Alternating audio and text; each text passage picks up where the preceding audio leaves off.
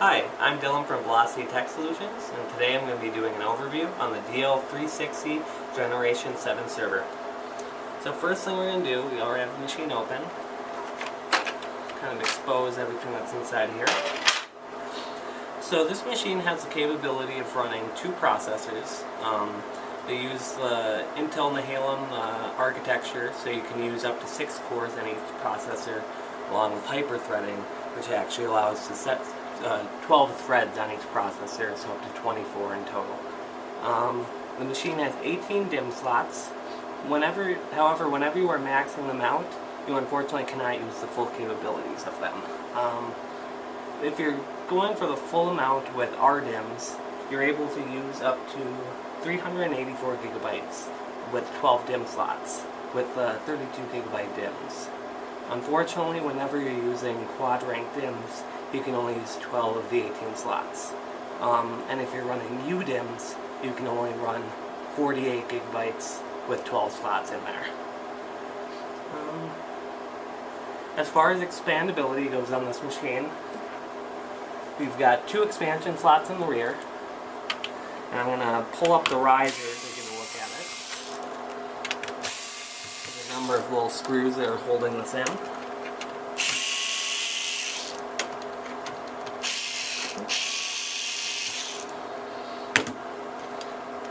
And once we get this pulled out, notice there are 2 slots. There's one that's PCI Express 8X slot, and it's a half height, but it can take most cards. Then you also have a full height 16X PCI Express slot, which you can use pretty much any type of 16X card in here. Obviously, except for video cards, since you would not have the additional power supply for it. So we'll put that back. Just line it up and push it down.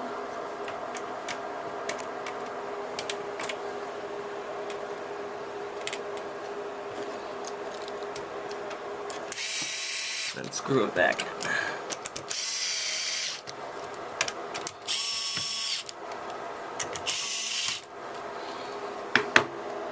Now on this machine there are actually 2 onboard 1 gigabit NICs ports, so you have a good amount of networking if you need it, along with obviously the extra slot if you need any extra ports. For the onboard RAID controller, which this machine typically ships with, you can either go from no cache to up to 1 gigabyte of cache. There are also multiple ways that the cache can be backed up. There is battery backed cache, which essentially has a battery so that if the power ever goes out, it holds the cached information for several days. And then there's also flashback cache, which essentially what that will do is it writes the cache data to some NAND memory on the cache itself, which actually stores it indefinitely. So that's actually a better option, although it's a little bit more expensive.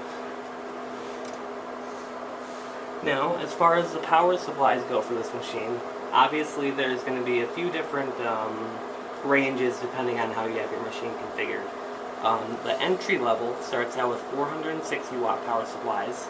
Obviously you can't run a lot of memory or very powerful processors with that, but for a lower end machine they'll work just fine. And you can actually go all the way up to 1200 watts, which should be able to supply power for a fully loaded out machine. The power supplies are redundant, so if one fails, one will kick in to kind of keep the power going until you replace the second one. And lastly on this machine, as far as storage goes, the standard layout on this machine for storage is 4 2.5-inch bays. And you'll kind of see on the front, there are these 4. Then there's also an option which you can get which gives you 8 bays, however it removes your ability to have an optical drive on your machine. And that pretty much covers the main basics of this machine.